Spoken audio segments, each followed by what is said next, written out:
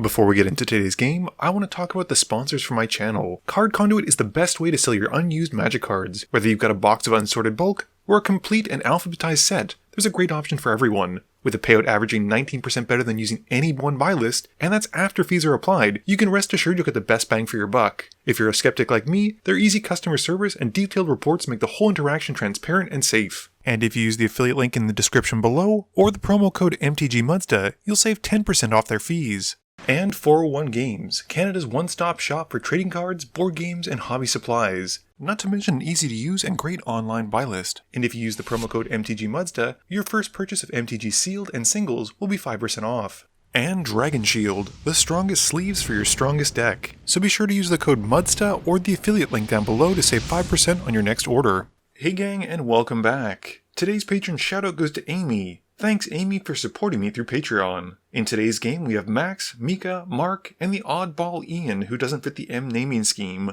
Ian is rocking Radha, keeping Mountain, Forest, Command Tower, Hidden Volcano, Mossfire Valley, Panglacial Worm, and Hunting Wilds.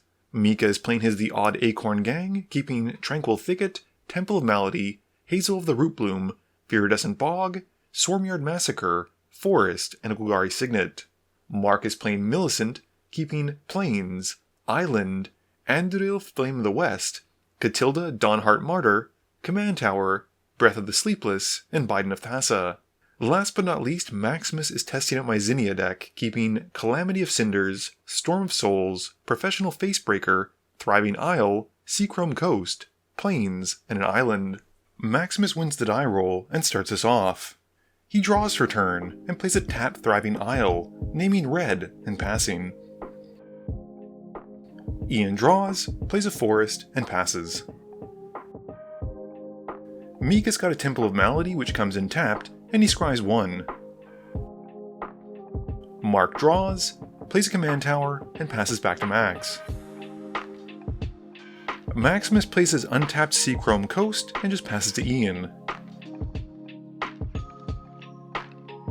Ian's turn has him playing a Mossfire Valley, and then paying a red and a green for Radha. He passes to Mika after that. Mika plays a very similar land with a Viridescent Bog, and he casts Golgari Signet before passing to Mark. Mark's turn is unfortunate as he plays a tapped Azorius Chancery, bounces a land back to hand, and moves to his end step, having to discard. Maximus has a Plains, and pays 3 for Professional Facebreaker. Ian plays a Command Tower for turn, and then taps out for Hunting Wilds. He goes to find some basics, and passes to Mika. Mika plays an Evolving Wilds, sacrifices it, and goes to find a basic, and passes. Mark draws and plays a Command Tower as well. He then casts a Hanged Executioner, and passes. Max has an Island for turn, and goes straight to combat. He swings the Facebreaker at Mika, dealing 2, and makes a treasure token after it connects. In his post-combat main phase, Max then casts Zinnia and passes. Ian draws and plays a Mountain.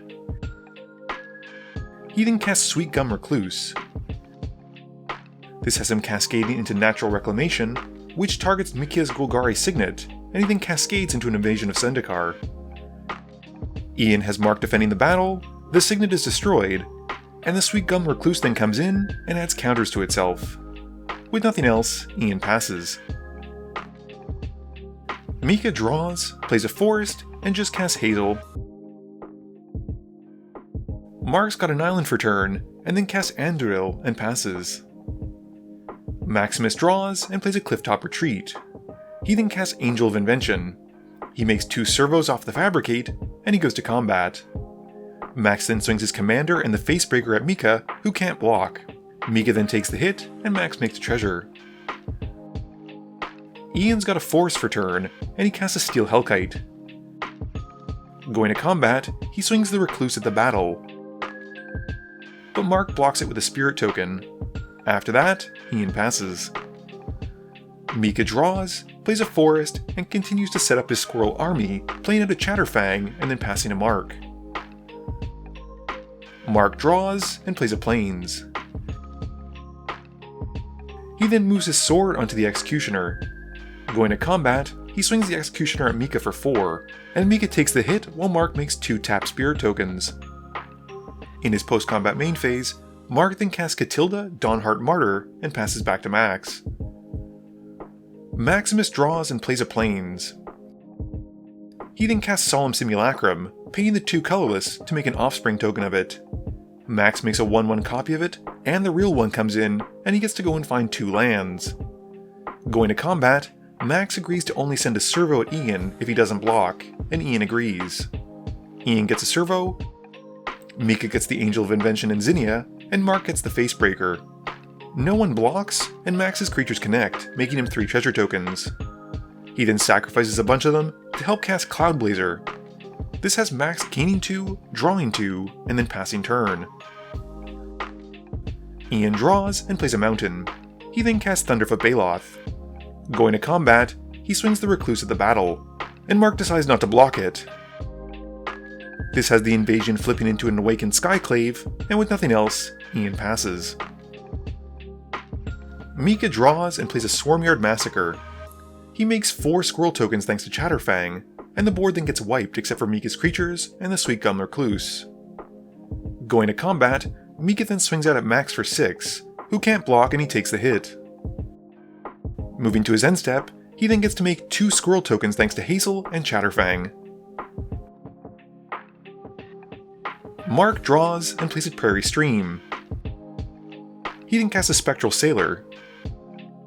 He equips his sword onto it and passes back to Max.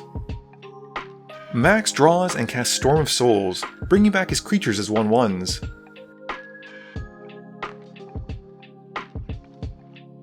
Max gets a draw off the Cloudblazer, gains some life, and goes to find a Plains from the Solemn.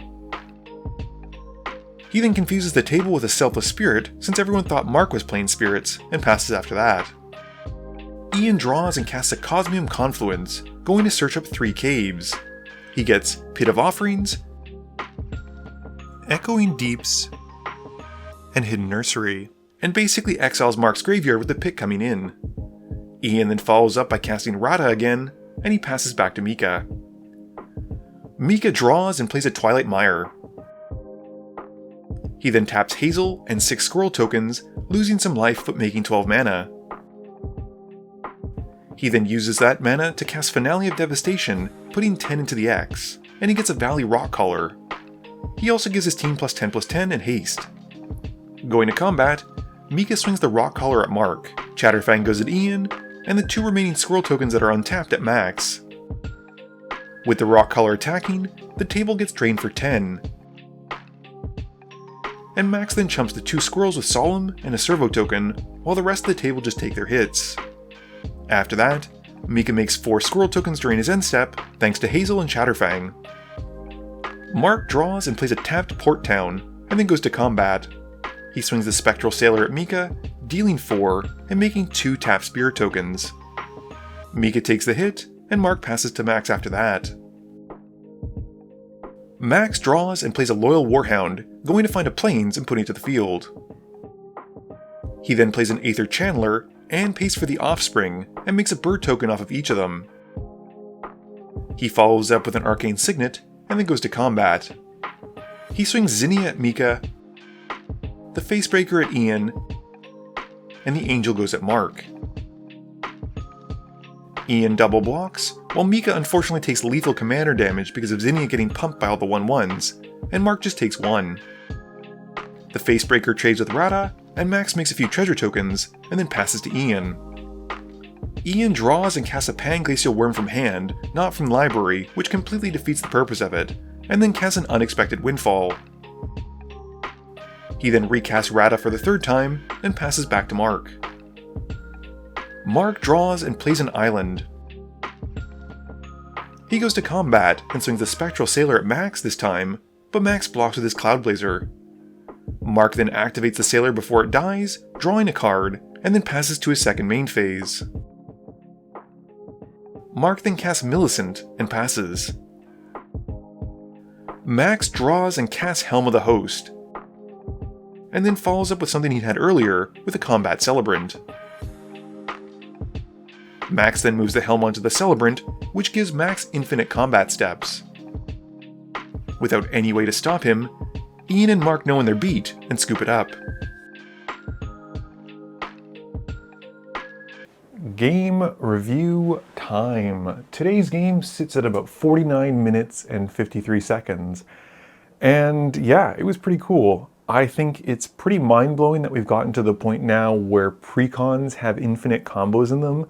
The Zinnia deck, I didn't add the Helm of the Host or the Combat Celebrant. They were just in it. And I know it's a very expensive combo to assemble on the same turn, but the fact that it still exists is pretty surreal to me.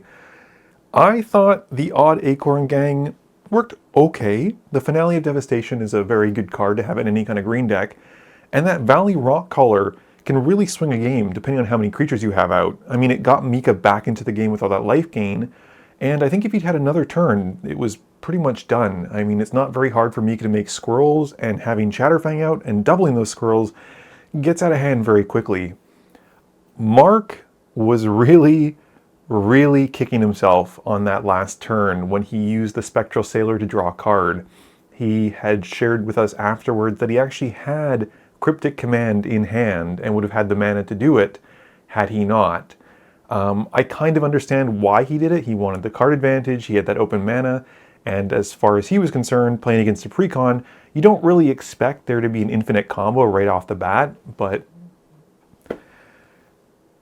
Ian's Radha deck is cool. The idea behind it, if he told me what it was, is that he focused heavily on caves because they have like Discover and fun cool effects, but also Cascade. The deck wants to ramp really hard initially, which is I think what it did exactly. Kind of sad that he actually had that Panglacial Worm in his hand as opposed to tutoring for lands and then getting that out as a surprise, but here we are. But it seems like unfortunately he ran into a problem where he didn't have as many Cascade cards as he wanted. I suggested to him to add blue to it and go with that Commander Legends Timur one where you get to play lands from the things you cascade, but he's not sure. He wants to keep trying it, and I respect that. This video wouldn't be possible without the help from my sponsors, but it definitely wouldn't be possible without the help from you, the viewers, and my patrons. So I just want to say thank you for watching, and to remember, friends are just opponents you haven't eliminated yet.